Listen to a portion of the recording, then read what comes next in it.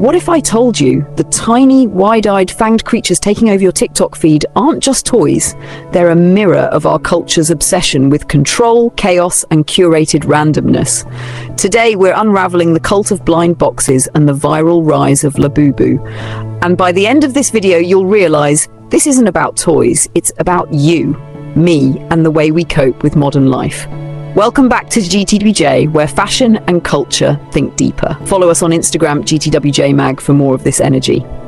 So, how did Labubu, this mischievous little figure from Pop Mart, go from niche collectible to TikTok's latest fixation? To understand it, we need to understand the psychology of scarcity, nostalgia, and modern anxiety shopping. Let's start with blind boxes. If you've never opened one, imagine this. You buy a sealed box, not knowing which figure you'll get. It taps directly into the dopamine reward system, the thrill of unpredictability, the gamified rush of what if. It's the exact same psychological loop slot machines use. And in an age where everything's algorithmically predictable, a blind box feels like a tiny rebellion against control. Labubu became the poster child for this movement because it embodies controlled chaos. That messy hair, mischievous smile, and horror-cute aesthetic hit perfectly at a time when TikTok's algorithm rewards both the adorable and the unsettling. It's not just a character, it's a feeling, the duality of comfort and unease. People project onto Labubu the chaos they can't control in their real lives, and when you pull a rare one from a box, it feels like the universe finally went your way. But it's bigger than Labubu. This is part of a broader rise in adult toy culture and collectible fashion. Look at the Louis Vuitton x Yayoi Kusama figures, the bear bricks commanding them 5 figures on resale sites, the Chanel surfboard, their status symbols disguised as playful objects, and Labubu is the entry-level gateway drug into this world. And notice how the culture around it mimics fashion cycles. There are rare editions, there are chase figures, there's resale drama, and there's clout in being first. TikTok hauls have replaced unboxing videos with dramatic reveals of which Labubu you pulled, because in 2025, attention is the currency and exclusivity still sells. The outfits tied to this culture are interesting too. You'll see soft grunge fits, oversized knitwear, and pastel goth aesthetics paired with these figures. It's dopamine dressing meets dopamine shopping. The themes are consistent: nostalgia, irony, escapism. People aren't just buying a toy, they're buying a piece of an aesthetic identity. What's wild is how the same psychological tricks that once made people chase handbags or limited sneakers now have them spending $12 a box on Labubu, hunting for a rare mystery figure. And when they get it, instant social capital in digital spaces where rarity translates directly to attention. But what does it mean? It means we're living in a culture of controlled randomness. The world feels overwhelming, so we latch onto tiny, controllable risks. It's harmless, it's cute, it's non-threatening chaos. It's the joy of losing control on your own terms.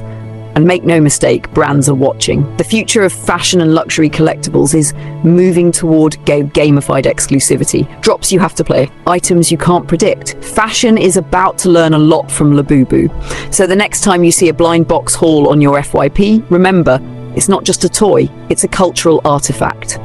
A mirror, and it's telling us more about ourselves than we realize. If you love this kind of cultural deep dive, follow us on Instagram at GTWJMag, and let's keep unpacking the meaning behind the madness. GWJ, where fashion thinks deeper. And now we need to talk about the styling. Because while the Labubu obsession makes sense psychologically, the moment it started dangling off luxury bags, that's where it took a turn. We've all seen it. A Chanel 19, a Prada Clio, a Goyard St. Louis, and there it is, a tiny Labubu keychain clipped onto the handle. Or worse, an entire chain of blind box figures cascading down a Louis Vuitton Speedy, like it's 2006 Tumblr culture reincarnated. And here's my honest opinion. It cheapens the look. I get the intention. It's playful, it's ironic, it's I don't take my luxury too seriously. But the problem is, there's a very fine line between effortless irreverence and looking like you don't understand the visual language of the bag you're carrying.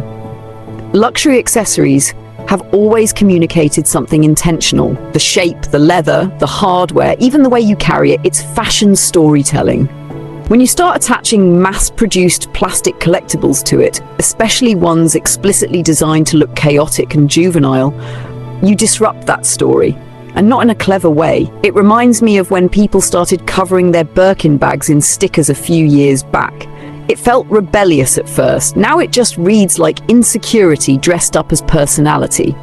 The message becomes muddled. Are you subverting luxury or desperately trying to signal you're in on the joke? Because here's the thing about luxury, what makes it powerful is its restraint, its confidence. The bags that stand out today are the ones styled with quiet authority, not loud gimmicks. And I promise you, a Labubu doesn't elevate a Bottega Andiamo. It makes it look like you couldn't commit to the elegance of simplicity. And yet, it's telling. It reveals how even luxury consumers are craving levity, nostalgia, and randomness in a world that feels heavy. It's fashion's coping mechanism, dressed up as whimsy, and that tension is fascinating to watch. But for me, I'd leave the Labubu on a bookshelf or in your pocket for good luck. Let your bag speak for itself. It deserves that respect. If you're into this kind of honest, nuanced fashion commentary, follow us on Instagram at GTWJMag, because we don't just talk trends, we dissect what they mean. GTW, where fashion thinks deeper.